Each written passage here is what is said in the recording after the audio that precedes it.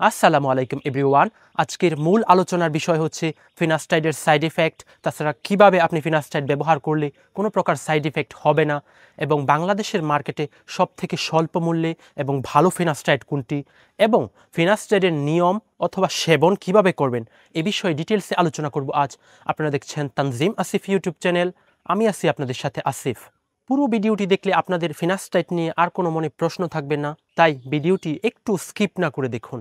যারা আমাকে প্রথম দেখছেন তাদেরকে বলতে চাই, চুল পড়া নিয়ে চিকিৎসা বিজ্ঞানের গবেষণা কি বলে, চুল কি সত্যিই গজানো যায়, গেলেও কিভাবে সম্ভব, এ বিষয়ে আমি আলোচনা করে থাকি। আপনারা যারা চুল নিয়ে চিন্তায় আছেন অথবা চুল পড়ে যাচ্ছে, এই চ্যানেলটি শুধুমাত্র আপনাদের জন্য। ভিডিওটি ভালো লাগলে আমাকে সাবস্ক্রাইব করে রাখতে পারেন। আপনাদেরকে কিছু ফিনাস্টাইডের রেজাল্ট দেখাচ্ছি এখন।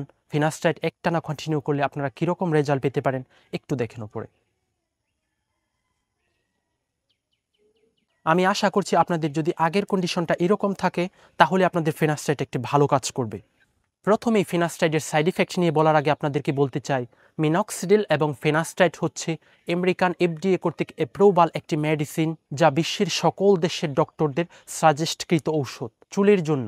ফিনাস্টাইড androgenetic alopecia, male pattern baldness, hair shedding বা বংশগত চুল পড়ার ক্ষেত্রে ফিনাস্টাইড ব্যবহৃত হয়। ফিনাস্টাইড আমাদের শরীরে গিয়ে ডিএইচটির লেভেল ঠিক রাখে এবং চুল পড়া কমায়। ডিএইচটি আমাদের চুলের গোড়ায় গিয়ে ফলিকলে আক্রমণ করে এবং চুলকে বৃদ্ধি করতে দেয় না। তাছাড়া চুলে রক্ত সঞ্চালন হয় না, আমাদের শরীর থেকে কোনো প্রকার ভিটামিন চুলে যেতে দেয় না। তাই ডিএইচটির লেভেল ঠিক রাখার জন্য আমাদের প্রতিদিন 1 মাইক্রোগ্রাম করে ফিনাস্টাইড ট্যাবলেট সেবন করা উচিত।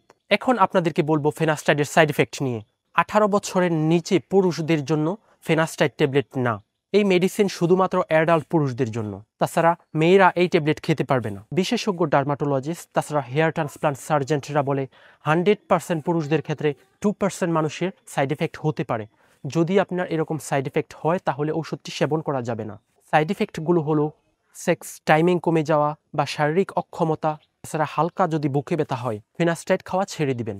যদি সাইড ইফেক্ট হয় ফিনাস্টাইড খাওয়া ছেড়ে দিলে 1 সপ্তাহের ভিতরে আপনাদের সাইড ইফেক্ট আর থাকবে না শরীরে।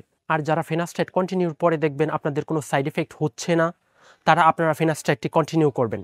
মাথার কন্ডিশন বুঝে ফিনাস্টাইড ব্যবহার করতে হবে। আমি আপনাদেরকে কিছু কন্ডিশন দেখিয়ে দিচ্ছি, দেখেন আপনারা। যদি এরকম কন্ডিশন থাকে তাহলে কমপক্ষে 7 মাস কন্টিনিউ করবেন ফিনাস্টাইড। যদি এরকম থাকে তাহলে 4 মাস কন্টিনিউ করলেই হবে। প্রতিদিন 1 মিলিগ্রাম করে একটি করে ডোজ নিতে হবে খাবার পরে। এখন আলোচনা করব ফিনাস্টাইড সেবন করার পরে আপনাদের যাদের সাইড ইফেক্ট হচ্ছে কিভাবে এই সাইড ইফেক্ট থেকে মুক্তি পাবেন, কিভাবে আপনারা ফিনাস্টাইড সেবন বা ব্যবহার করার পরেও আপনাদের সাইড ইফেক্ট হবে না, এ বিষয়ে আলোচনা করব এখন। কি বলতে চাই, ফিনাস্টাইড শুধু ওরাল বা ট্যাবলেট আকারেই পাওয়া যায় না। যাদের ফিনাস্টাইডের সাইড ইফেক্ট হচ্ছে তারা চাইলে টপিক্যাল সলিউশন হিসেবে ব্যবহার করতে পারবেন। বাংলাদেশের মার্কেটে মিনক্সিডিলের সাথে ফিনাস্টাইড টপিক্যাল সলিউশন পাওয়া যায়। আপনারা যদি এইগুলো কন্টিনিউ করেন কমপক্ষে 6-7 মাস, আশা করছি আপনাদের কোনো প্রকার সাইড ইফেক্ট হবে না। তাছাড়া আপনারা ভালো রেজাল্ট নিয়ে আসতে পারবেন।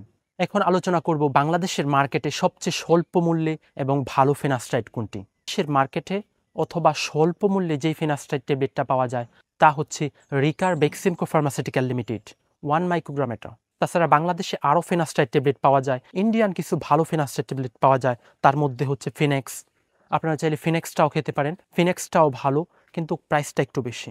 আজকের মতো বিদায় নিচ্ছি এখানেই। যদি আমার ভিডিওটি আপনাদের ভালো লাগে অবশ্যই আমাকে সাবস্ক্রাইব করবেন, লাইক কমেন্ট এবং আপনার বন্ধু বান্ধবদের শেয়ার করবেন।